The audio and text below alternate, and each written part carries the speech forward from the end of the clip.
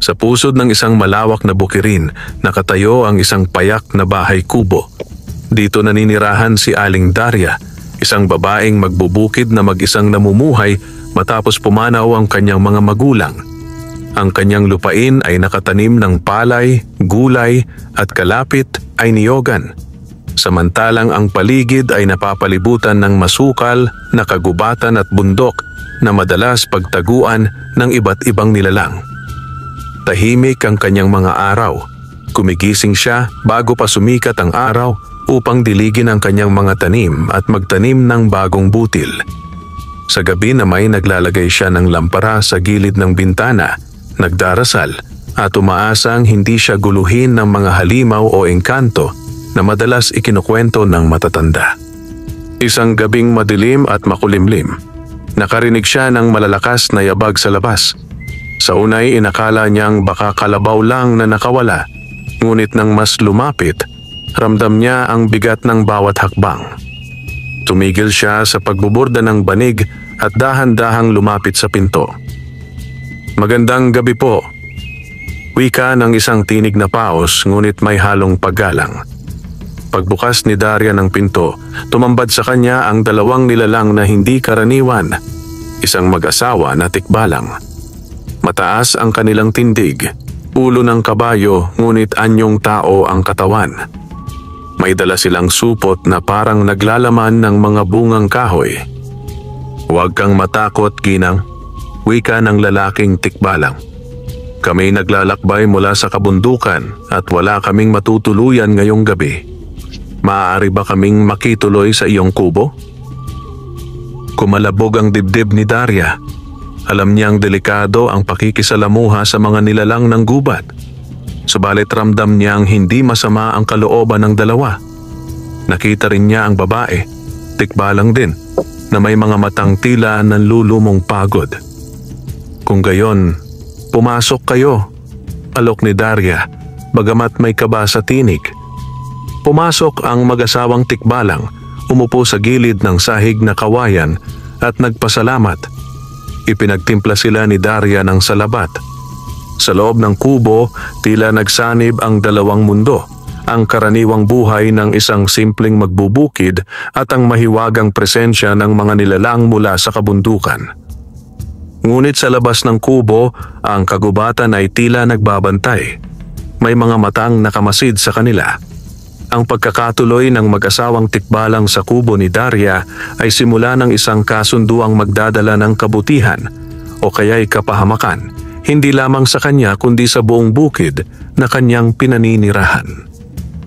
Matapos silang maghapunan ng kamote at gulay na nilaga, nagsimula ang katahimikan sa loob ng kubo. Ang lampara ni Daria ay bahagyang kumikislap, habang sa labas ay maririnig ang huni ng kuliglig at ang paminsan-minsang pagaspas ng pakpak ng mga paniki. Ang mag-asawang tikbalang ay tila nahihiya sa kanilang presensya. Ang lalaki na ipinakilalang si Tomas ay may tindig na parang mandirigma, matikas, matipuno at ang mga mata ay tila naglalaman ng karanasan ng daang taon. Ang kanyang asawa naman, si Milagros, ay may mga matang malumanay at mapagkalinga bagamat halata ang bigat ng paglalakbay sa kanyang anyo. "Salamat sa iyong kabutihan, Aling Daria," wika ni Tomas, habang ang kanyang tinig ay mababa ngunit may bigat. "Hindi lahat ng tao'y handang magpatuloy sa amin. Maraming natatakot sa aming uri." "Natural lamang," sagot ni Daria. Hindi maitago ang kanyang pangamba.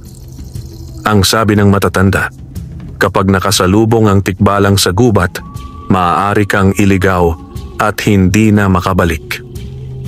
Ngumiti si Milagros at ang kanyang ngiting iyon ay tila nakapapawi ng takot. May katotohanan sa mga kwento, ngunit hindi lahat ng tikbalang ay masama.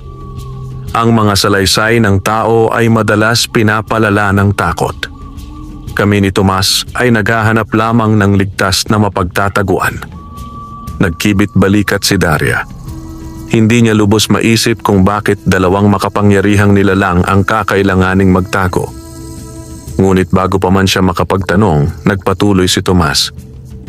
Sa kabundukan ay may mga nilalang na mas mapanganib pa sa amin. Mga nilalang na uhaw sa dugo at hindi lamang hayop ang kanilang kinakain kundi pati mga tao. Napilitan kaming lisanin ang aming tahanan, dala ang aming buhay at dangal. Natigilan si Daria. Naalala niya ang mga alamat na ikinuwento ng kanyang ina tungkol sa mga aswang at iba pang mababangis na halimaw na naninirahan sa kaloob-looban ng kagubatan. Kung ganoon, mahina niyang tanong, bakit dito pa kayo nagpunta? Ang kubo kong ito ay simpleng tahanan lamang, walang kakayahan laban sa masasamang espiritu. Umiling si Milagros. Hindi mo alam, Daria. Ang iyong lupain ay pinagpala. Napansin naming mag-asawa na ang paligid ng bukirin mo ay may liwanag na hindi nakikita ng karaniwang tao. Isang uri ng basbas na pumipigil sa masasamang espiritu. Ang kubong ito ay parang tanggulan. Napatitig si Daria sa kanyang mga palad. Hindi niya alam kung totoo ang mga sinasabi ng mag-asawang tikbalang, ngunit may naalala siya, ang kanyang lola na isang albularyo. Noon pa'y sinasabi ng matanda na ang kanilang lupain ay nakatanim ng mga dasal at orasyon na magsisilbing proteksyon sa kanilang pamilya. Kung gayon, baka iyon ang dahilan kung bakit hindi ako ginugulo ng mga ligaw na nilalang. Mahina niyang bulong. Tumango si Tomas. At iyon din ang dahilan kung bakit kami narito, ngunit hindi kami makapagtatagal nang walang pahintulot mo. Kung hahayaan mong makituloy kami paminsan-minsan, gagantihan ka namin ng aming tulong at proteksyon. Hindi kami ordinaryong panauhin, Daria. Kami may lihim na maaari mong kailanganin balang araw. Nagtama ang kanilang mga mata. Ang isang simpleng magbubukid na babae at ang dalawang nilalang na bahagi ng alamat at takot ng kanyang kabataan. Sa gabing iyon, isang kasunduan ang nabuo. Ngunit hindi pa alam ni Daria na ang pagtanggap niya sa mag-asawang tikbalang ay magdadala ng matinding pagbabago sa kanyang buhay at sa kapalaran ng buong bukirin. Kinabukasan, gumising si Daria ng maaga upang dalawin ang kanyang mga tanim. Namalas niya ang mapayapang bukirin na nababalot ng hamog. Ang mga pilapil ay basa pa sa hamog ng gabi at ang mga dahon ng palay ay kumikislap sa ilalim ng unang sinag ng araw. Tila walang kakaibang nangyari kagabi. Maliban na lamang sa katotohanang may dalawang tikbalang na mahimbing na natutulog sa kanyang kubo. Habang naglalakad siya patungo sa niyogan, narinig niya ang kakaibang sigaw ng mga ibon mula sa kagubatan. Hindi yon karaniwang huni ng maya o uwak. Para itong malagim na panaghoy, nakapangingilabot at nagpapakaba sa kanyang dibdib. May kakaibang galaw sa gubat, bulong ni Tomas, na noon ay lumabas mula sa kubo upang sumama sa kanya. Ang kanyang matangos na tainga ay nakatutok, wari dinadama ang bawat kaluskos ng mga dahon at bawat yabag na halos hindi marinig. Anong ibig mong sabihin? Tanong ni Daria na ngayon ay kinakabahan na. Hindi kami nagpunta rito ng walang dahilan, sagot ni Milagros na sumunod sa kanila. May mga nilalang na ngayon ay mas lalong nagiging mapangahas. Hindi lamang sila naghahanap ng hayop o ligaw na kaluluwa, kundi sariwang dugo. Nang marinig iyon ni Daria, naalala niya ang mga sabi-sabi sa baryo. Ilang linggo na raw na may mga nawawalang manok, baboy at kahit mga kuting sa kalapit na bukid. May ilan ding kabataang hindi na nakauwi matapos mangahoy sa kagubatan. Ngunit walang naglalakas loob na magkusisa. Mga aswang? Halos pabulong na, sabi ni Daria. Tumango si Tomas. Oo, at higit pa. Hindi basta aswang lamang, kundi iyaong uri na naninirahan sa bundok. Mga uhaw sa dugo na kayang mag-anyong tao sa araw at nagiging halimaw sa gabi. Lumakas ang kabog ng kanyang dibdib. Ang kanyang munting kubo ay nasa hangganan ng niyogan at gubat. Kung totoo ang sinasabi ni Tomas, siya ang unang tatamaan ng mga nilalang na iyon. Hindi ka nag-iisa, Daria, dagdag ni Milagros habang dahan-dahang hinaplos ang balikat niya. Narito kami upang tulungan ka, ngunit dapat mong malaman, ang mga nilalang na iyon ay malalakas at tuso. Hindi sila basta-basta umaatake. Inaamoy muna nila ang kanilang biktima, inaabangan hanggang sa maging marupok ang kalooban. Luminga si Daria sa paligid, tila ang bawat puno, bawat anino ay may matang nakatingin sa kanya. Ngayon niya lamang napansin na may kakaibang lamig na bumabalot sa hangin. Kung ganoon, anong dapat kong gawin? Nanginginig niyang tanong. Maghanda, sagot ni Tomas, diretso at mariin. Darating sila sa gabing hindi mo inaasahan, at kapag iyon ay dumating, dapat tayong magkaisa. Natahimik si Daria. Ang kanyang payapang buhay bilang isang magbubukid ay tila biglang guguho. Ang kubong dati kanlungan ng katahimikan ay magiging tanggulan laban sa kadiliman. At sa malayo, mula sa pinakailalim ng kagubatan, may umalingaw-ngaw na nakapangilabot na halakhak. Hindi iyon gawa ng tao. Hindi rin iyon huni ng hayop. Isa iyong paalala na ang mga uhaw na nilalang ay gising na at naghahanap ng susunod nilang biktima.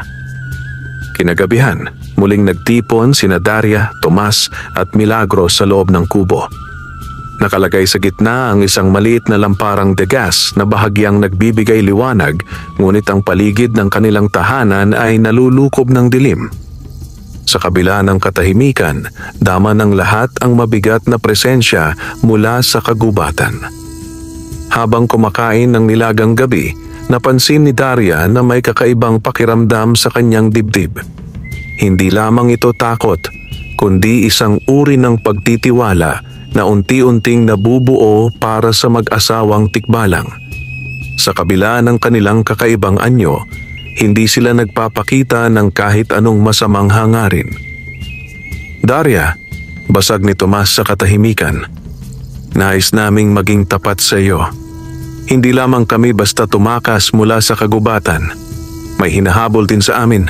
Napatingin si Daria, hawak pa ang kutsara ng kahoy. Hinahabol? Anong ibig mong sabihin? Isang pangkat ng mga halimaw, sagot ni Milagros, mahina ngunit mabigat. Hindi sila basta aswang, kundi isang uri ng mga gabunan. May pakpak, may mahahabang kuko at kaya nilang magtago sa dilim ng ulap. Sila ang dahilan kung bakit napilitan kaming lisanin ang aming pugad sa bundok. Nanlaki ang mata ni Daria. Ang gabunan ay isa sa mga pinakakinatatakutang nilalang sa mga alamat. Mas mabangis kaysa aswang at mas matalino kaysa tikbalang. Kung ganoon, mahina niyang wika, bakit pa kayo pumunta rito kung alam ninyong maaari rin akong madamay? Ngumiti si Tomas, bagamat ang ngiting iyon ay may halong lungkot. Dahil naniniwala kami na hindi aksidente ang lahat, nakita namin ang liwanag na bumabalot sa iyong lupain. Hindi iyon karaniwang basbas. Kapag nagtagpo ang iyong lupain at ang aming lakas, maaaring may laban tayo laban sa kanila. Natahimik si Daria. Totoo ngang ramdam niya ang kakaibang hangin sa paligid ng kanyang bukid, lalo na kapag siya'y nagdarasal sa gabi. Ngunit hindi niya inasahang iyon pala'y may bisa laban sa masasamang nilalang.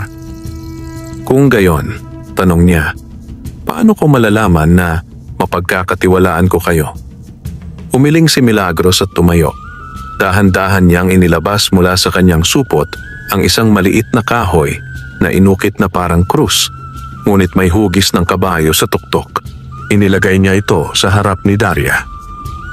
Ito ang aming sumpa ng katapatan, sabi ni Milagros. Habang hawak mo ito, hindi ka namin magagawa ng masama. At kung sisirain namin ang tiwala mo, kami ang unang tatamaan ng kaparusahan. Kinuha ni Daria ang kahoy at sa oras na mahawakan niya ito, naramdaman niya ang init na parang nagmumula sa mismong lupa.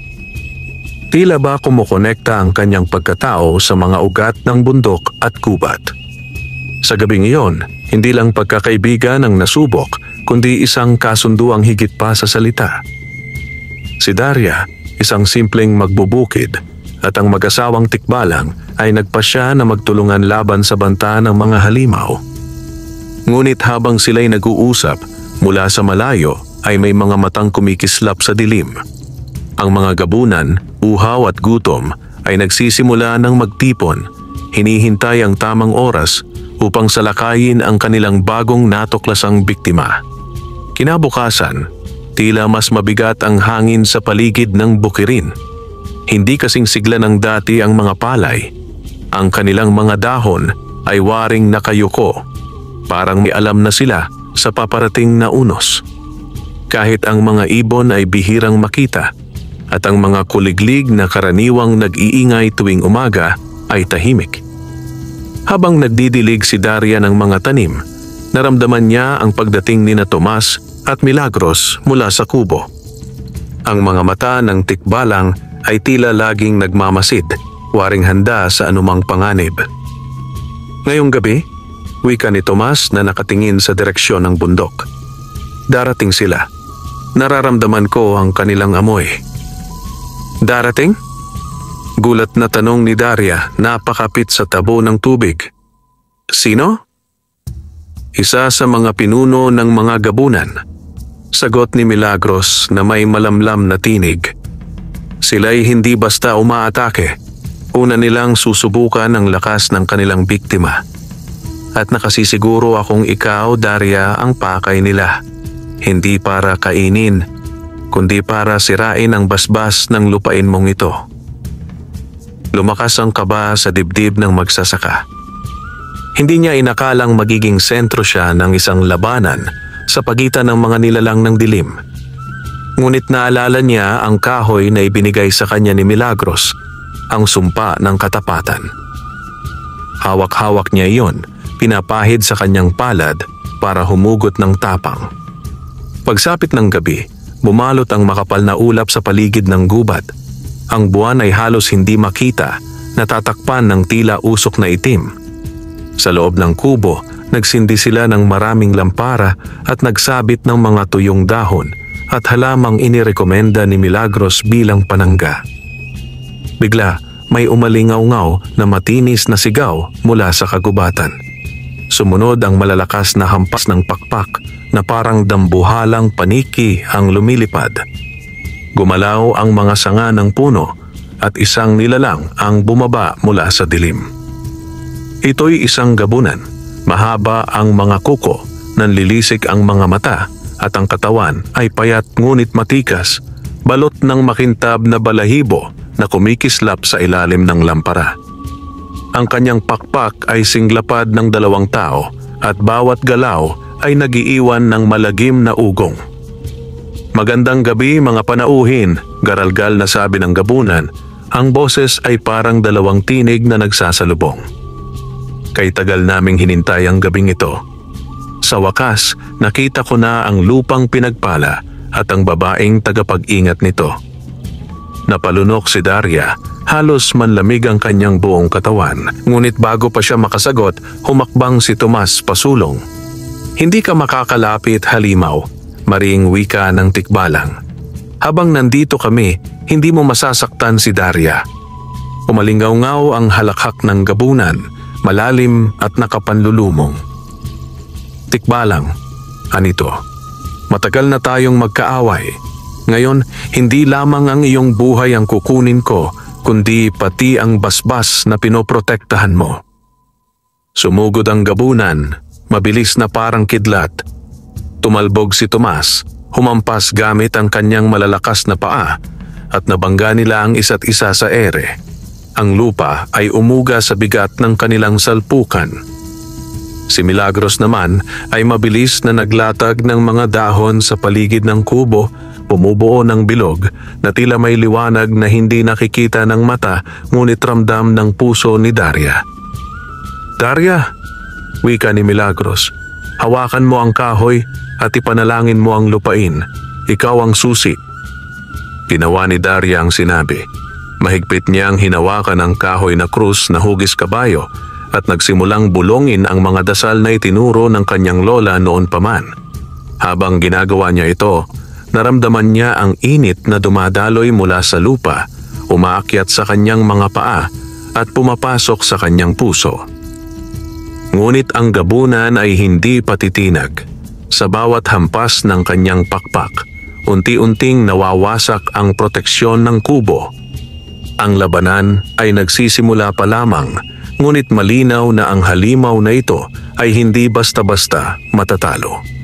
Sa unang pagkakataon, nasaksihan ni Daria kung ano ang tunay na ibig sabihin ng pakikipaglaban para sa buhay at para sa lupang kanyang minana.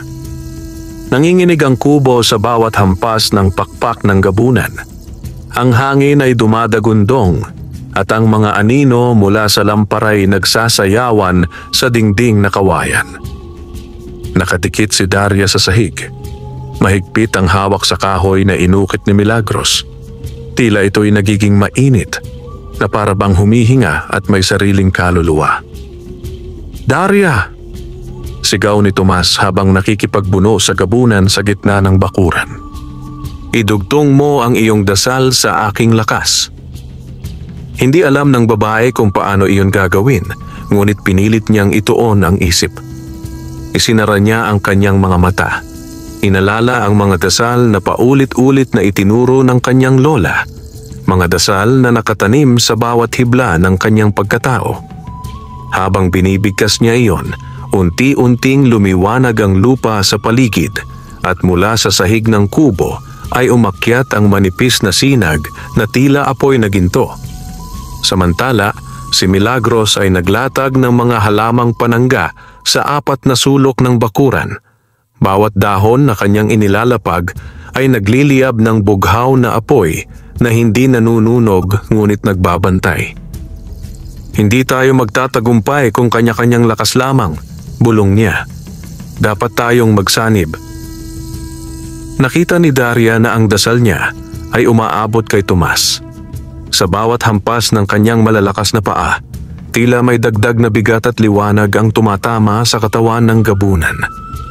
Napapaatras ang halimaw, bagamat hindi ito tuluyang sumusuko. "Mga hangal!" sigaw ng gabunan, dumudura ng itim na usok mula sa bibig. "Hindi ninyo ako matatalo. Ang gabi ay akin at ang dilim ay aking sinapupunan." Ngunit sa pagkakataong iyon, dumiretso si Milagros sa tabi ni Daria. "Ilagay mo ang kahoy sa lupa," utos niya. "Dito sa gitna." Agad na sinunod ni Daria ang tikbalang.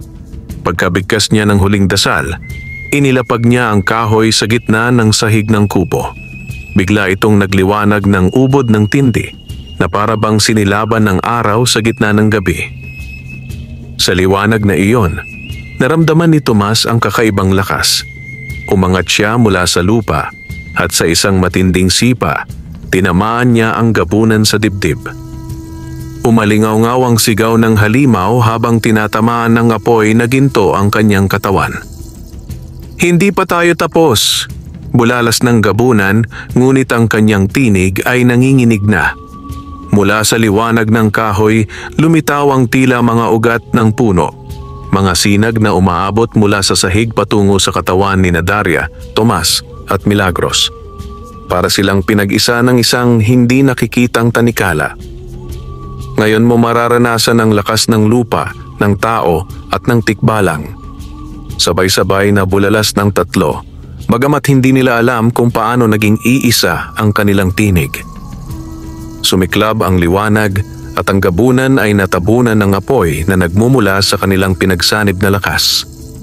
Kumawala ito ng isang huling halakhak, ngunit agad ding naputol nang ito'y bumagsak sa lupa, nagliyab at naglahong parang abo sa hangin. Tahimik ang lahat, tanging ang huni ng mga kuliglig at ang mahina ngunit banayad na hangin ang narinig. Bumagsak si Tomas sa tuhod, hingal na hingal, habang si Milagros ay napaupo at napaluha. Si Daria naman ay nakatitig sa kanyang mga kamay. Hindi siya makapaniwalang nagawa niyang maging bahagi ng ganoong labanan. Isang simpleng magsasaka na ngayoy nakasaksi at nakadama ng kapangyarihang higit sa kanyang pagkakaunawa. Ngunit bago siya makapagtanong, bumulong si Milagros, isa lamang iyon sa marami. May iba pa silang darating. At sa di kalayuan, mula sa pusod ng bundok, muling umalingaw-ngaw ang mga sigaw na malagim, mga tinig ng iba pang nilalang na uhaw sa dugo. Makalipas ang ilang araw mula sa labanan laban sa unang gabunan, nagsimulang magbago ang paligid ng bukirin. Sa halip na sigla, ang mga palay ay tila unti-unting nanlalanta. Ang dating berde at makintab na mga dahon ay nagiging maputla at ang ilan ay natutuyo na parang tinamaan ng kakaibang sakit. Si Daria ay halos maluha habang nakatayo sa gitna ng kanyang palayan. Bakit nangyayari ito? Wika niya. Ginawa ko naman ang lahat. Dinilig, inalagaan, pinagpuyatan. Lumapit si Milagros, hawak ang isang tuyong tangkay ng palay. Hindi ito sakit na dala ng panahon, Daria. Ito'y sumpa. Ang mga kapatid ng gabunan na ating nilabanan ay nagpakawala ng kanilang kadiliman upang sirain ang iyong lupain. Napahawak si Daria sa kanyang dibdib. Kung ganoon, ang bukirin ko ang kanilang tinatarget. Tumango si Tomas. Tama ka, ang mga gabunan ay tuso. Kung hindi ka nila agad magapi sa labanan, sisirain nila ang lahat ng mahalaga sa iyo. At kapag wala ka ng pinanghahawakan, saka sila muling susugod upang tapusin ka. Naging mabigat ang bawat araw. Tuwing umaga, nadaragdagan ang mga tuyong bahagi ng palayan. Ang mga gulay na dati sagana ay unti-unting natutuyo. Maging ang mga puno ng niyog ay naglalagas ng bunga bago pa man ito mahinog. Ngunit hindi lang iyon ang nakakapangilabot. Tuwing gabi, naririnig ni Daria ang mga nakapanlulumong huni mula sa gubat. Parang iyak ng sanggol na sinusundan ng halakhak ng babae. Minsan na may maririnig ang mga yabag na tila humahabol sa paligid ng kubo, ngunit kapag sinilip ay wala namang tao. Gusto nila tayong sirain sa isip bago pa sa katawan. Paliwanag ni Milagros habang naglalagay ng mga halamang panangga sa paligid ng bakuran. Kapag tayo'y natakot at nagduda, mas madali nilang pasukin ang ating depensa. Ngunit si Daria, bagamat pinanghihinaan ng loob, ay pinipilit maging matatag. Sa bawat gabi, inuulit niya ang mga dasal na itinuro ng kanyang lola. Hawak-hawak ang kahoy na inukit. Ngunit kahit gaano pa niya ipanalangin, ramdam niyang unti-unti siyang nilulunod ng takot at pangungulila. Isang gabi, habang nakaupo siya sa gilid ng kubo, lumapit si Tomas. Daria, hindi mo ito kailangang harapin mag-isa. Ang bukirin mo ay mahalaga. Oo, ngunit higit na mahalaga ang iyong lakas ng loob. Kung bumigay ka, tuluyang magwawagi ang kadiliman. Tumingin siya sa mga mata ng tikbalang at sa unang pagkakataon, nakita niya ang pag-aalala ng isang kaibigan, hindi ng isang nilalang na dapat katakutan. Ngunit bago pa sila makapagsalita ng iba pa, lumagundong ang lupa. Ang mga puno sa gubat ay biglang nagkagulo at may malalakas na pakpak na umaling-aw-ngaw mula sa itaas. 1, 2, 3. Higit pa sa 10 anino ang lumilipad sa dilim, palapit ng palapit. Diyos ko! Bulalas ni Daria. Marami sila. Mahigpit na kumapit si Tomas sa kanyang sibat na yari sa bakal at kahoy, habang si Milagros ay nagsimulang maghanda ng mga halamang susunugin bilang panangga. Ang tunay na pagsubok ay paparating na, mariing wika ni Tomas. Hindi na ito laban para sa isang bukirin lamang. Ito'y laban para sa mismong balanse ng lupaing ito. At sa ibabaw ng kanilang mga ulo, ang gabi ay tila naging dagat ng mga aninong pakpak, naghahanda sa mas malaking salpukan. Sa ilalim ng madilim na kalangitan, dumadagundong ang mga pakpak ng mga gabunan. Parang ulap ng kamatayan ang bumabalot sa paligid ng bukirin. Si Daria ay nananatiling nakaluhod, hawak ang kahoy na inukit, samantalang sina Tomas at Milagros ay nakapwesto sa magkabilang gilid ng kubo, handang ipagtanggol ang babae at ang kanyang lupain. Ngunit bago pa man bumagsak ang unang halimaw, isang kakaibang lamig ang dumampi sa hangin. Napansin ni Daria na tila nag-iba ang anyo ng mukha ni Milagros. Ang kanyang malumanay na mga mata ay nagmistulang malamlam at ang ngiti niya ay hindi nagaling sa kalinga, kundi sa isang lihim na hindi dapat makita. Milagros, wika ni Daria, nanginginig ang tinig. Bakit ganyan ang tingin mo? Hindi sumagot agad ang babaeng tikbalang. Sa halip, dahan-dahan niyang ibinaba ang kanyang mga halamang panangga na para bang hindi na mahalaga ang depensa. Si Tomas, na noon ay abala sa pagbabantay sa paligid, ay biglang napalingon. Milagros, anong ginagawa mo? Sigaw niya. Ngumiti si Milagros, ngunit iyon ay ngiting puno ng sakit. Patawarin mo ako, Tomas. Patawarin mo ako, Daria. Ngunit hindi ko na kayang tumakas magpakailanman. Ang mga gabunan ay matagal nang may hawak sa akin. Isa akong aliping may utang na hindi mababayaran. Nanlaki ang mata ni Daria. Ibig mong sabihin, ikaw? Tumulo ang luha ni Milagros habang nagtatapat. Oo, ako ang nagturo sa kanila sa bukirin mong ito. Ako ang nagbukas ng lagusan upang maamoy nila ang iyong basbas, Daria. Ang lahat ng ito'y kasalanan ko. Hindi!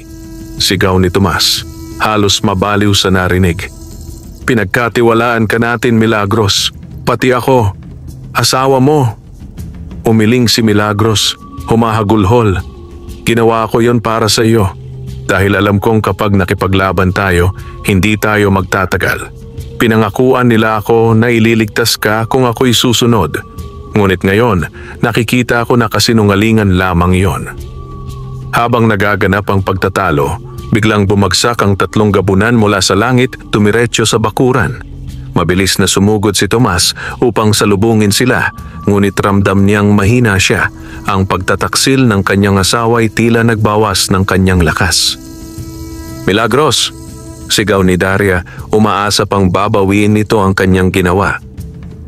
Kung talagang mahal mo si Tomas, kung talagang may natitira ka pang dangal, tulungan mo kami ngayon. Nanlumo si Milagros, ngunit sa sandaling iyon, parang may apoy na sumiklab sa kanyang dibdib. Tiningnan niya ang asawang nakikipaglaban mag-isa at ang kaibigang si Daria na handang isakripisyo ang lahat. Dahan-dahan niyang kinuha ang isa sa mga halamang panangga at sinindihan ito. Kung ito ang aking katapusan, bulong niya, hayaang dito ko ito tapusin. Mabilis niyang itinapon ang nagliliyab na dahon sa mga gabunan na biglang napaatras at nagsisigaw sa kirot ng apoy. Napatigil si Tomas at napatingin sa kanya, puno ng luha ang mata. Ngunit bago pa siya makalapit, isang gabunan ang biglang sumugod at sinunggaban si Milagros. Isang malakas na iyak ang umalingaw-ngaw at bumagsak ang katawan ng babaeng tikbalang sa lupa, duguan at halos wala ng buhay. Milagros! Sigaw ni Tomas, nanginginig ang buong katawan sa galit. Si Daria naman ay halos mabasag ang puso sa nakita. Ang pagtataksil ay nauwi sa sakripisyo.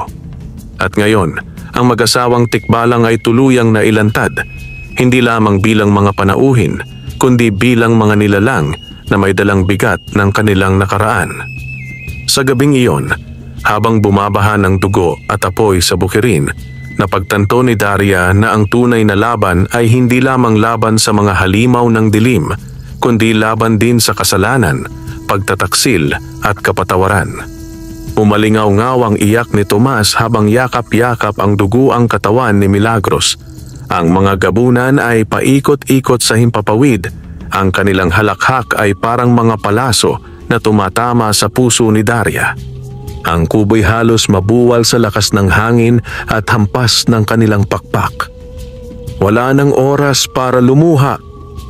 Sigaw ni Daria, pinipigilan ang panginginig ng kanyang tinig. Hawak niya ang kahoy na krus, nakatayo sa gitna ng bakuran.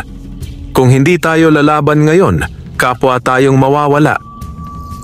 Dahan-dahang ibinaba ni Tomas si Milagros sa lupa, pinunasan ng dugo sa kanyang mga kamay at tumayo. Kanyang mga matay nagapoy, puno ng galit at pangungulila.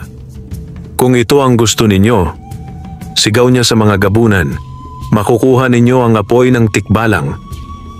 Sa isang iglap, sumugod ang 3 gabunan mula sa dilim. Ang kanilang mahahabang kuko'y kumikislap sa ilalim ng liwanag ng buwan.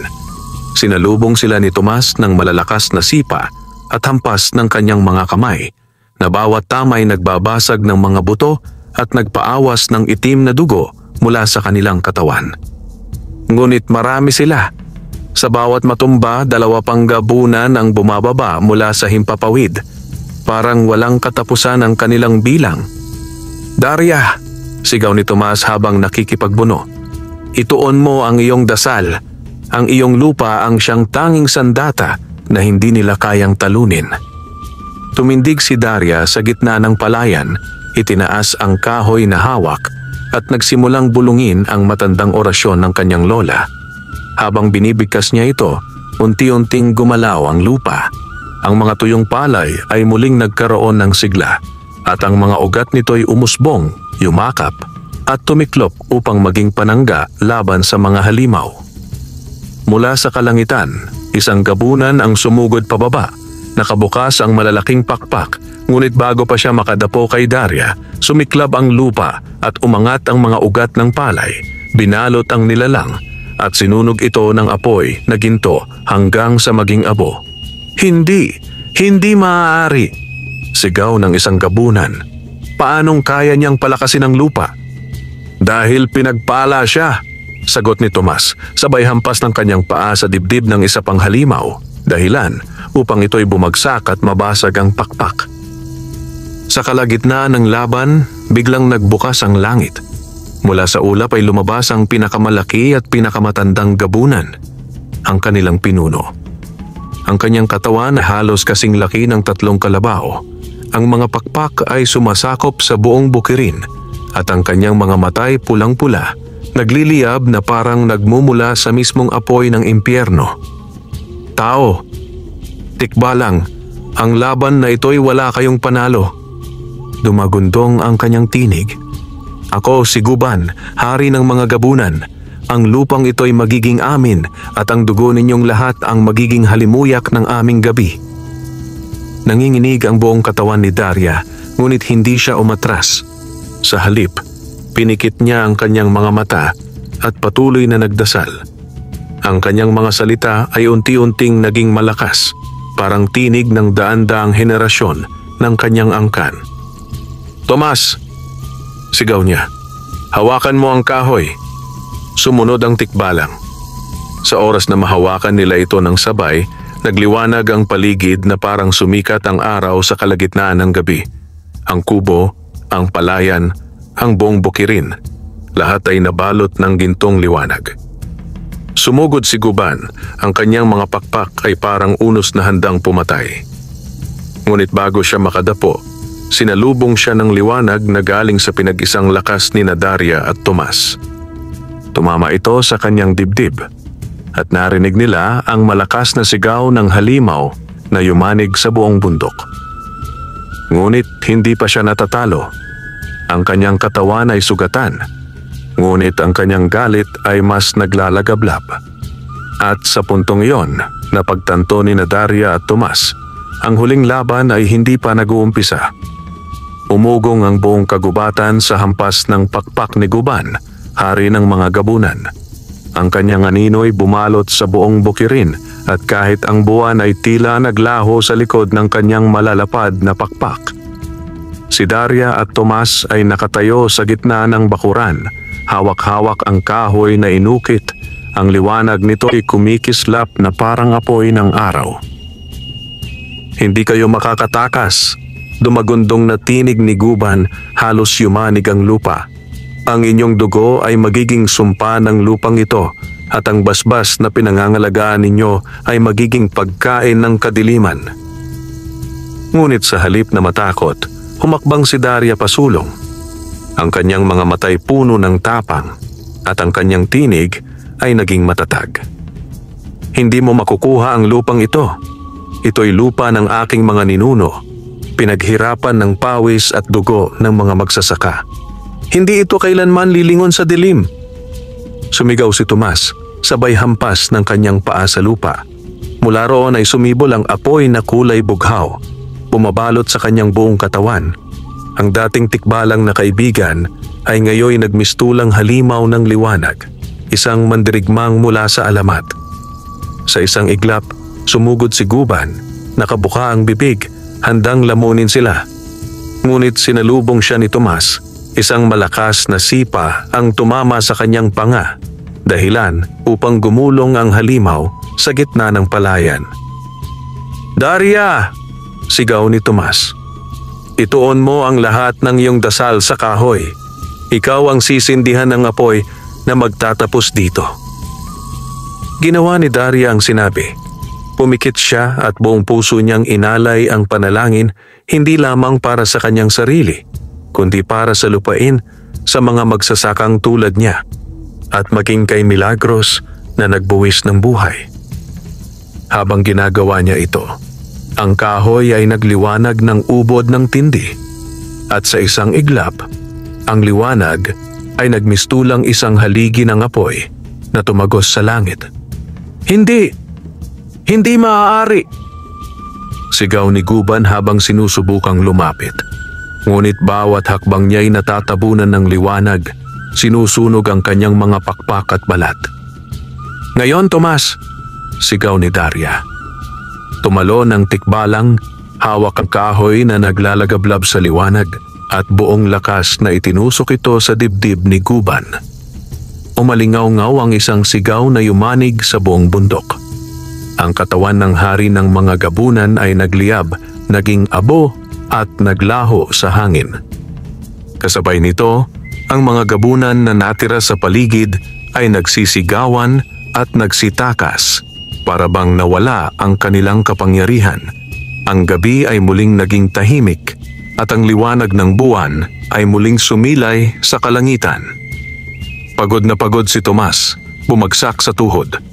Nilapitan siya ni Daria, inalalayan, at magkasama silang tumingin sa katawan ni Milagros na nakahimlay pa rin sa lupa. "Milagros," bulong ni Tomas, luha ang nakangiti. "Sa huli, tinupad mo rin ang iyong pangako." Nagbigay ng maikling panalangin si Daria para kay Milagros, at sa puntong iyon, isang banayad na hangin ang dumaan sa kanilang tabi, parang yakap mula sa isang kaluluwang nakalaya. Kinabukasan, sumikat ang araw ng may kakaibang sigla. Ang mga tuyong palay ay muling nagkaroon ng berdeng kulay, ang mga niyog ay nagbunga, at ang mga gulay ay bumalik sa sigla. Ang sumpa ng gabi ay naglaho, at ang bukirin ay muling nabuhay.